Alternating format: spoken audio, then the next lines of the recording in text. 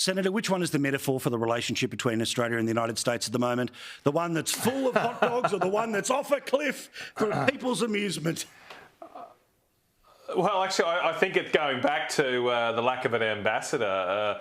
That's probably sums up the relationship right now. I think Anthony Albanese is very happy that Donald Trump doesn't seem to know who he is or give much thought to Australia. We're quite lucky, perhaps, in that regard, because I worry as soon as the president maybe does turn his attention to what's going on down here, things might change really rapidly and badly for us. I think for all the humour we've got here, I think it's a very concerning time for our country. To me, the Prime Minister seems to be pulling a Swiftie over Australians. He's not really being upfront about what his goals and ambitions are for the relationship between our two countries, between Australia and the United States, and seemingly his desire to get closer to a dictatorship, a totalitarian regime in China.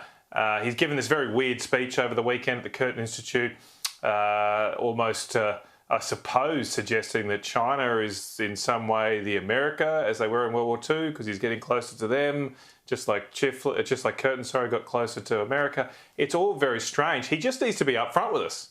I think the Australian people deserve to know, does the Albanese government view America as the most important friend and ally to our country, which has been the case since John Curtin made that shift, since World War II? Or do they think we should replace the United States with the likes of a dictatorial communist regime in Beijing? He's just not being upfront with us. And given what's going on around the world right now, that should be of concern to all Australians. Well, again, Darren, I know to the domestic political audience, the more trouble he's in with Trump, the better he goes, because the majority of Australians don't like Trump. However, relations between Australia and the United States should always be closer than the relations between Australia and China. And what I did find offensive about the suggestion from the speech on Saturday was, this just like John Curtin, we know how to balance things. That was a choice between the UK and the European War or the Americans and the Pacific War that, of course, at some point involved subs in Sydney Harbour, the bombing of Darwin, Broome. I think he's taking the piss by turning around and pretending that this balance with China's the same thing. The only reason we need to build up our military is because of China, not because of America. I think if push comes to shove, we will know whose side we're on, and it'll be America. So that has not been tested in any real way.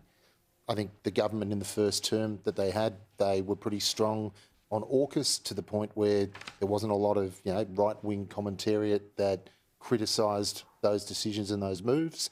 So I think they are trying to rebalance a little bit, whether that's good or bad. And I think what is important is the trade relationship with China was rebalanced during the previous 3 years. But take us inside their head.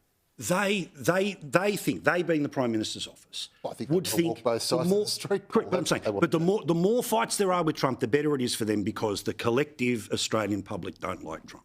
That won't last 3 years. I think that worked in the election campaign, and it certainly worked with respect to Peter Dutton, because he was seen as a Trump-like figure. Well, that will not. You made him out to be. No, it's seen to be. Yes, fair enough. But that will not last. You won't see that level of. You won't see them trying to run that type of argument for a full 3 years, because it's not in the national interest, and people won't remember it in that way for that long.